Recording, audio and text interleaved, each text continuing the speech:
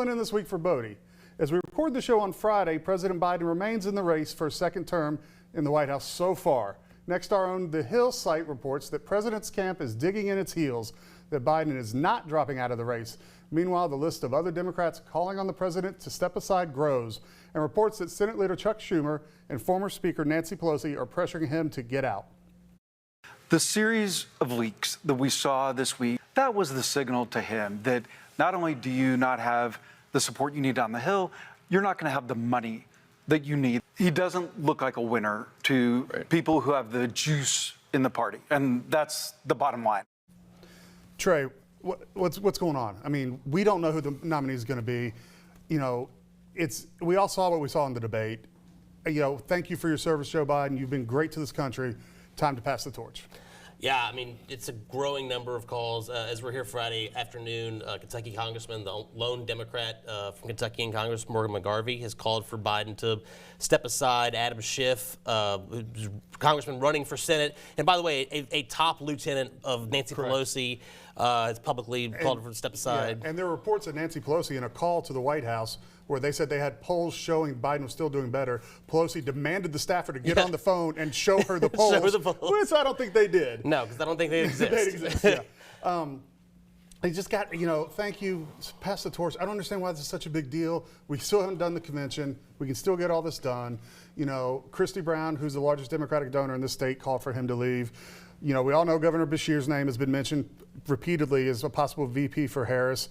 What do you think about that for Andy? Do you think he should do that? I mean, what has he got to lose? No Democrats won a statewide election in Kentucky, a federal election, since Wendell Ford. So Senate's going to be a hard road for him to hoe.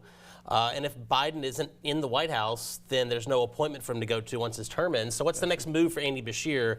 It's kind of go national or go back to Stites and Harbison. So, you know, I think that it makes sense to make that play. At the same time, he's a really big fish in a very small pond right now. And if he swims out in the open waters, he's going to get eaten, I think.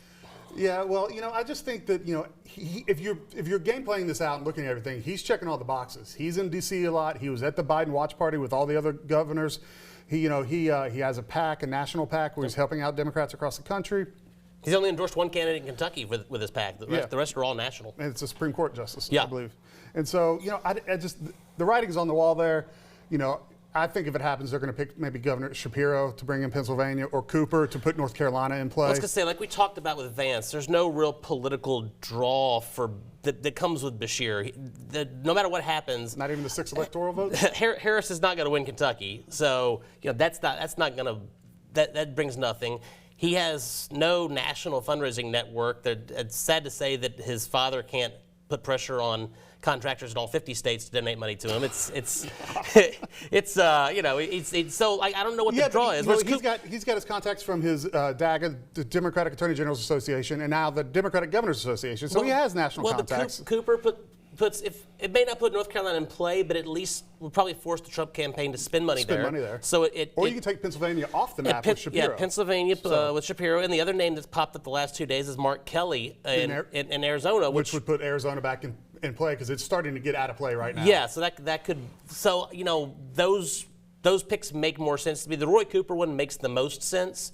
Because if you figure Trump's going to be hard to beat regardless, and so that why was before the assassination attempt. So why, if you want to run 28, why would you want to hop on a ticket that could be completely routed? And this is where I completely disagree with you. Well, but Whitmer and Newsom have already taken a pass on it. So if I'm Shapiro, if I'm now Beshear, I think because Beshear has nothing else going on. Yeah. Shapiro's got a reelect to run for, so he's got a reason to keep campaigning. Cooper's termed out, and Beshear has no more terms left to run for. So those two make sense as people who they got nothing else to do. But I think you can build a national network. You know, if you go out there and you get beat, you still have that network that you built going out there that you could turn around and cause headaches for Whitmer and Newsom in 28. It depends, unless your brand gets damaged. And you know, I think with Beshear, there's a lot of oppo out there on Beshear that's going to be new information to even some Kentucky voters. That's going to be blown up nationwide. And I think why didn't the Cameron campaign do it? It was a weird campaign. It got the national outside groups focused very early on transgender and social issues and never did hit on unemployment or juvenile justice or all these other issues. And I've got stuff in the bag that we drug up at RPK that's still viable. So it would be very interesting to start unloading that stuff and really introducing Andy Beshear on a national level.